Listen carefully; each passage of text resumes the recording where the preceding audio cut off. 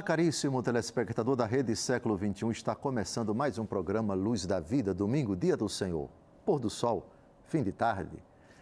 Mais uma vez, aqui estamos para dar continuidade ao nosso aprofundamento de importantes questões acerca da nossa fé católica apostólica romana. Obrigado por você estar conosco. Programa Luz da Vida, pela 20ª vez, se debruça sobre o argumento do inferno, uma das verdades esquecidas em muitos ambientes católicos. E precisamente estamos desenvolvendo um projeto bem audacioso que é estudar todos os novíssimos. Os novíssimos são as últimas realidades que vão acontecer na nossa aventura humana, terminada a peregrinação nossa aqui na Terra, e são 4 os novíssimos: morte, juízo, inferno e paraíso. Ao tema da morte já dedicamos 29 programas, ao tema do juízo, 59 programas, e ao tema do inferno, até agora, 20 programas. Hoje nós vamos iniciar uma série de programas, talvez 7 ou 8, para o Catecismo da Igreja Católica. O que é que essa síntese aprofundada da nossa fé, o Catecismo da Igreja Católica, diz a respeito dessa realidade horrorosa, terrível, medonha e assustadora só em ouvir, pensar, quanto mais em ler e explicar, a tarefa que não é fácil. Os parágrafos dedicados ao inferno no Catecismo da Igreja Católica são os parágrafos 1033 a 1037, portanto, 2, 3, 4, 5 parágrafos, mas bastante condensados. Portanto, nos próximos 5 programas, estaremos atentos àquilo que a Igreja ensina sobre essa realidade. O Catecismo da Igreja Católica, como nós sabemos, foi publicado no Pontificado de São João Paulo II. E ele dá lugar ao Catecismo Romano, ao Catecismo do Concílio de Trento, que continua a ter também a sua autoridade doutrinal. Esse, porém, o nosso atual Catecismo da Igreja Católica é o ensinamento vigente da Igreja, o mais atual, melhor dizendo. E já vamos iniciar a leitura do primeiro parágrafo do Catecismo sobre o inferno, parágrafo 1033, com a palavra oficial da Igreja, a própria Igreja. Não podemos estar unidos a Deus se não fizermos livremente a opção de amá-lo. Mas não podemos amar a Deus se pecamos gravemente contra Ele, contra nosso próximo ou contra nós mesmos. Aquele que não ama permanece na morte. Todo aquele que odeia seu irmão é homicida. E sabeis que nenhum homicida tem a vida eterna permanecendo nele. Nosso Senhor adverte-nos de que seremos separados dele se deixarmos de ir ao encontro das necessidades graves dos pobres e dos pequenos que são seus irmãos. Morrer em pecado mortal, sem ter se arrependido dele e sem acolher o amor misericordioso de Deus, significa ficar separado do Todo-Poderoso para sempre, por nossa própria opção livre.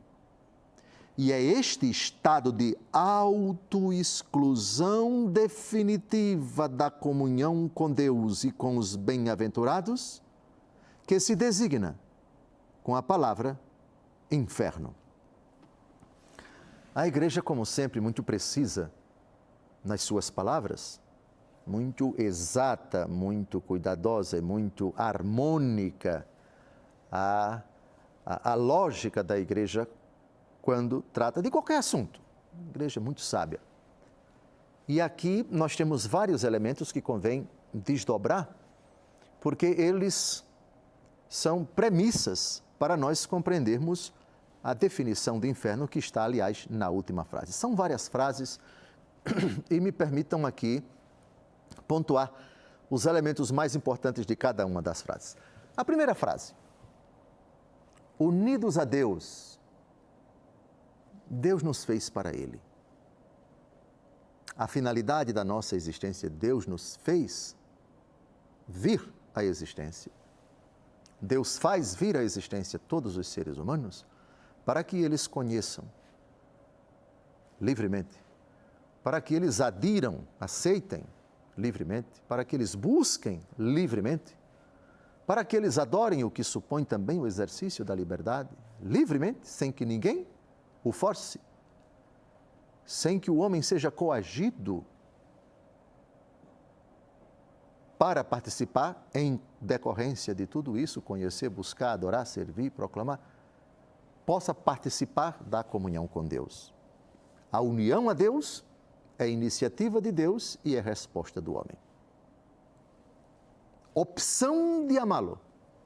Opção. O Senhor sempre coloca diante de nós duas alternativas. O livro do Deuteronômio, sobretudo capítulos 29, 49, eu coloco diante de ti a vida e a morte, escolhe a vida. A graça e o pecado, escolhe a graça, rejeita o pecado, opção de amá-lo. O ser humano tem a capacidade de escolha. O céu não pode ser senão uma resposta soberana do homem ao apelo de Deus, à proposta de Deus. Opção de amá-lo. Mas não podemos amar a Deus se pecamos gravemente contra Ele. Aqui já entra a noção de pecado, e pecado grave. Uma pessoa que diz que ama, mas ofende a pessoa que ama, ama ou não ama? Como uma pessoa pode dizer eu amo a Deus, se esse Deus diz não faça isso porque isso me ofende? E isso é grave. Aqui estão já algumas premissas. Foi criado livre, você tem uma opção.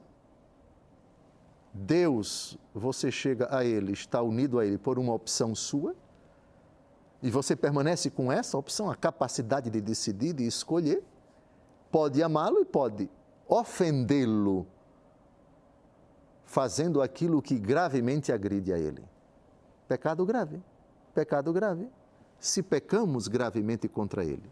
E não somente contra Ele diretamente, imediatamente, ou contra Ele na pessoa do próximo, ou contra Ele em nós.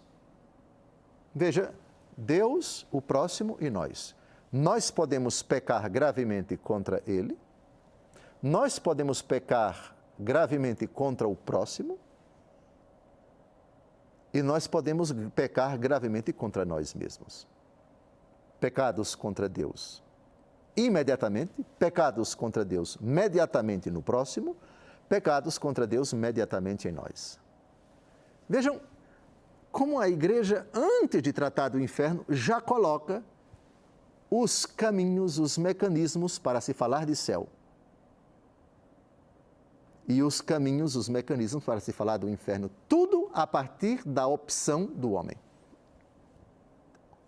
Avança o texto. A citação da primeira carta de São João, capítulo 3, de 14 a 15. Aquele que não ama, permanece na morte. Aquele que não ama, se uma pessoa decide não amar, é por opção dela. Inferno não é resultado da opção de Deus. É o resultado do abuso de uma opção que nós temos. Perceberam a inteligência da igreja? E mais, aqui já é Bíblia. Aquele que não ama permanece na morte. Avancemos. Todo aquele que odeia seu irmão é homicida. Ódio a Deus, ódio ao próximo e ódio a nós mesmos. Se odiamos a Deus, somos homicidas de Deus. Se odiamos o próximo, somos homicidas do próximo. Se odiamos a nós mesmos, somos homicidas de nós mesmos. Avancemos. Nenhum homicida tem a vida eterna permanecendo nele. Vida eterna é permanecer em Deus. O homicida não pode participar disso. Não porque Deus exclui, mas porque ele livremente optou. O céu não é lugar para homicida. E o homicida chega a esse estágio por uma opção sua. Perceberam até agora que a questão-chave, a questão central para se falar de céu e de inferno, de amor ou não amor, de amor ou ódio, é a opção de cada um de nós. Avancemos. Nosso Senhor adverte. Aqui a igreja já faz algumas pontuações a respeito do juízo final. Aliás, a nota de rodapé desse parágrafo cita literalmente Mateus capítulo 25, de 31 a 46, que é o juízo final, o juízo final. Então, diz a igreja, nosso Senhor adverte de que seremos separados dele se deixarmos de ir ao encontro das necessidades mais graves dos pobres, dos pequenos, que são seus irmãos. No relato do juízo final, nós temos, no caso dos condenados, tive fome e não me destes de comer, tive sede e não me destes de beber, estive nu e não me vestistes, estive preso e não me visitastes, estive preso e não fostes ver-me. Ao que esses dirão, quando foi que te vimos com fome e não te demos de comer, com sede e não te demos de beber, nu e não te vestimos, preso e não te visitamos, enfermos e não fomos ver-te? A resposta de Jesus: todas as vezes que deixastes de fazer isso a esses pequeninos, foi a mim que o fizestes, que o deixastes de fazer. Então nós temos o próximo e Deus no próximo. Ou mais especificamente, o próximo e Cristo no próximo. Então, não existe nenhuma forma de ajuda ou desajuda, de negligência ou, do contrário, auxílio, que não exclua a pessoa de Cristo, fazendo ao próximo o que há de bem ou o que há de mal. Estaremos fazendo, estaremos fazendo ou fizemos ao próprio Cristo Jesus. Isso, por que não?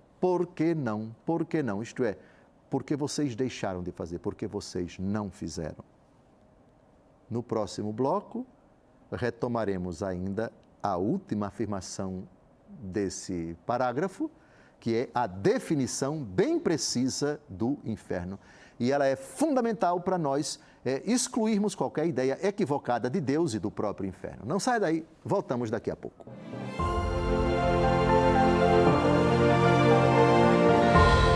Olá, caríssimo telespectador da Rede Século XXI. Obrigado por ter permanecido conosco depois desse breve intervalo. Está começando o segundo e último bloco do nosso encontro semanal, programa Luz da Vida, pela 20ª vez dedicado ao argumento do inferno. Tema desagradável, constrangedor, horrível, terrível, mas integra a nossa fé e faz parte, é um desdobramento do último artigo do Credo, creio na vida eterna.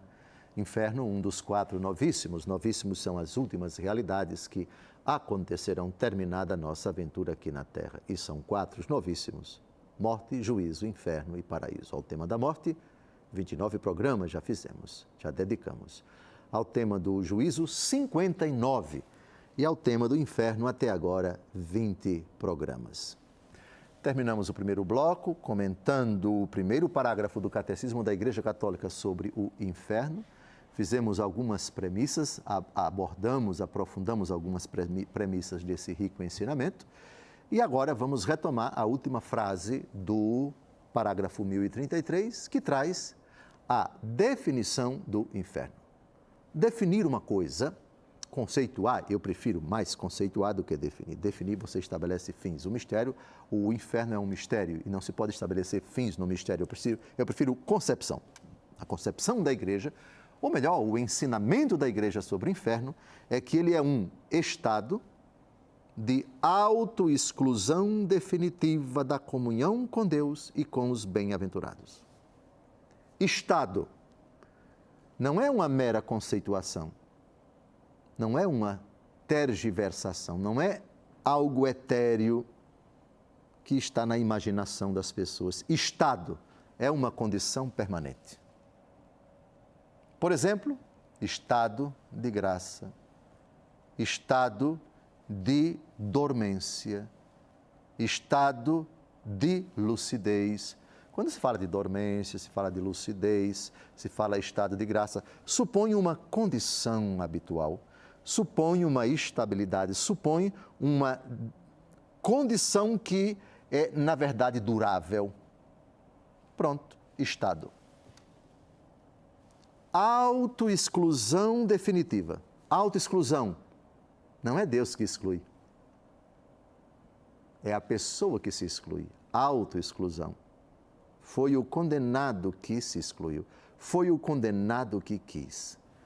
Na parábola que traduz mais claramente essa condição, esse estado, nós temos isso de forma muito evidente.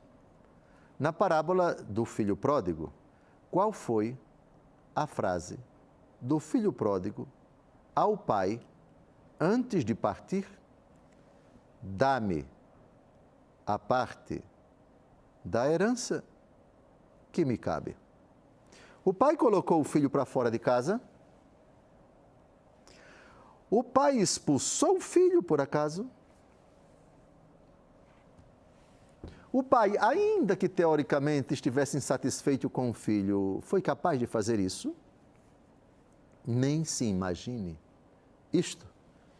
1 Timóteo, capítulo 2, versículo 4, Deus quer que todos se salvem e cheguem ao conhecimento da verdade.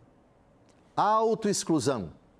Se para lá alguém for ou já está, foi ou é ou será, iniciativa sua. Ficou claro aqui a precisão? Ficou clara aqui a exatidão das palavras? Quem disser, quem insinuar, quem ousar afirmar que para a Igreja, para a fé cristã católica, inferno é exclusão de um Deus que bota para correr, que expulsa, etc., etc., está cometendo não só uma mentira, está cometendo uma calúnia e, mais do que isso, um sacrilégio. Sacrilégio é quando você imputa a Deus uma coisa que Ele nunca disse, uma coisa que Ele nunca fez. É uma profanação da sagrada convicção de Deus, do próprio ser de Deus. Não se pode dizer isso, não se pode imaginar isso nem de longe, por favor. Autoexclusão. Depois, definitiva. Para sempre. Não pode voltar atrás. O inferno não é uma realidade que vai durar somente 200 bilhões de anos. Não, é definitiva. Ainda que se pudesse falar de 500 trilhões de anos e depois o inferno acabasse, ele não seria definitivo, porque teria um tempo para acabar. Aliás, tempo é uma coisa que nem existe depois da morte. Já não há mais tempo, diz o Apocalipse, a respeito da eternidade. Ora, isso é tão assustador assim?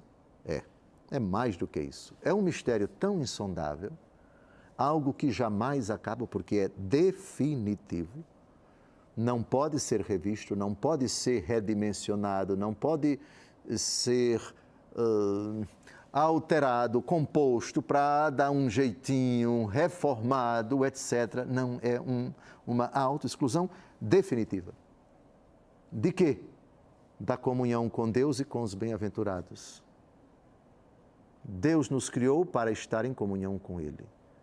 E, por conseguinte, em comunhão com aqueles que estão com Ele, porque se estamos em comunhão com Deus e outros também estão em comunhão com Ele, estamos em comunhão com Deus e com os outros que estão com Ele. É uma comunhão em Deus de todos os que estão em comunhão com Ele.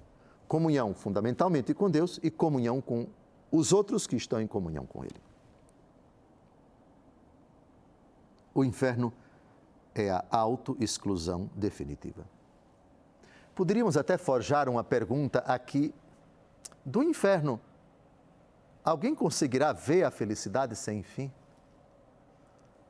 Do inferno, a condição, o estado de autoexclusão.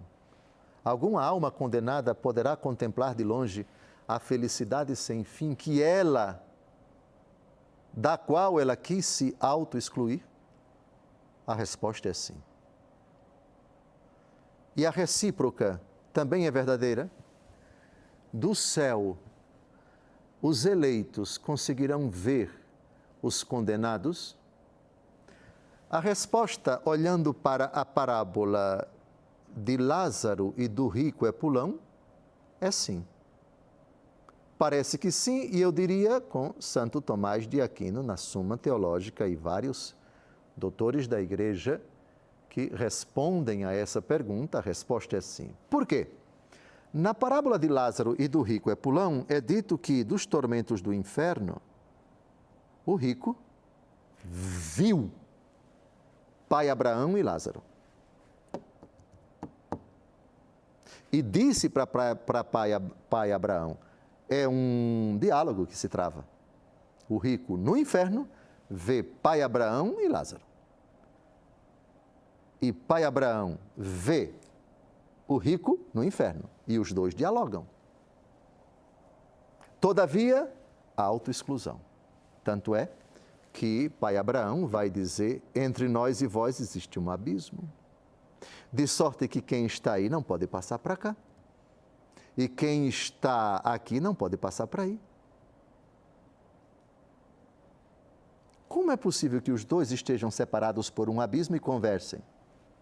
Andaram gritando, alô, alô, alô. Esqueça essas ideias bobas. A parábola descreve uma incompatibilidade absoluta, uma distância abismal entre as duas realidades, o que não impede que uma realidade veja a outra. A parábola de Lázaro e do rico Epulão, portanto, nos ajuda a responder a essa hipótese, a essa pergunta. Um fronte vê o outro? Parece que sim, porque Lázaro e pai Abraão foram vistos pelo rico Epulão condenado. Em todo caso, é uma realidade tão misteriosa que nós não podemos entrar em detalhes, só podemos ir até onde vão as palavras da parábola e ponto final. Em todo caso, autoexclusão. A questão, então, de remeter a responsabilidade do inferno a Deus está equivocada no ensinamento da igreja e, aliás, nas próprias palavras de Jesus. Voltemos a Mateus 25. Afastai-vos de mim, malditos, para o fogo do inferno. Afastai-vos. É interessante que Jesus não se impostou assim. Eu vou afastar vocês. Se Jesus dissesse, eu vou afastar vocês agora, o afastamento daqui, da minha presença, vai ser iniciativa minha, se poderia dizer, não é autoexclusão, porque é a exclusão unilateral do próprio Jesus que está excluindo os coitadinhos. De coitadinhos não tem nada, por favor. É autoexclusão. Logo, isso significa que o juízo particular de uma pessoa condenada é um autojuízo condenatório. Autojuízo condenatório. A pessoa morre em pecado mortal, se apresenta diante de Jesus. Jesus infunde uma luz para que ele veja, num piscar de olhos, toda a sua vida. A real condição de sua alma em pecado mortal. E ela mesma se sentencia à autoexclusão. E Jesus respeita essa decisão. Pavoroso? Claro que sim. Assustador? Claro que sim. Terrivelmente, terrivelmente terrível? Claro que sim. Mas é assim que são as coisas. Está terminando essa 20ª edição desse argumento espantosamente, horrorosamente, terrivelmente assustador, que é o tema do inferno. No próximo domingo, pela 21ª vez, vamos estar lendo e refletindo os parágrafos seguintes do Catecismo sobre o inferno. E precisamente os parágrafos 1034 e 1035 e depois 1036 e 1037, até encerrarmos o ensinamento oficial da Igreja sobre o inferno. Sim, está sendo realmente difícil para mim fazer 20 programas até agora sobre essa realidade, mas temos que fazer. É a doutrina da Igreja e se eu viesse aqui fazer somente aquilo que me agrada e que agrada a vocês, eu não estaria sendo coerente com a minha vocação de batizado, a minha vocação de bispo, e estaria fazendo do programa Luz da Vida uma coisa adocicada que agradasse a todo mundo. Não. São verdades esquecidas para muitas pessoas, são verdades esquecidas em muitos ambientes hoje na igreja. Temos que tratar disso com toda a seriedade, porque é aquilo que a igreja ensina. E para quem não acredita, Padre Pio, alguém disse para ele: Padre Pio, o que é que eu digo para uma pessoa que não acredita no inferno? Padre Pio responde: quando morrer, acredita. Boa semana para vocês. Até o próximo domingo, se Deus quiser.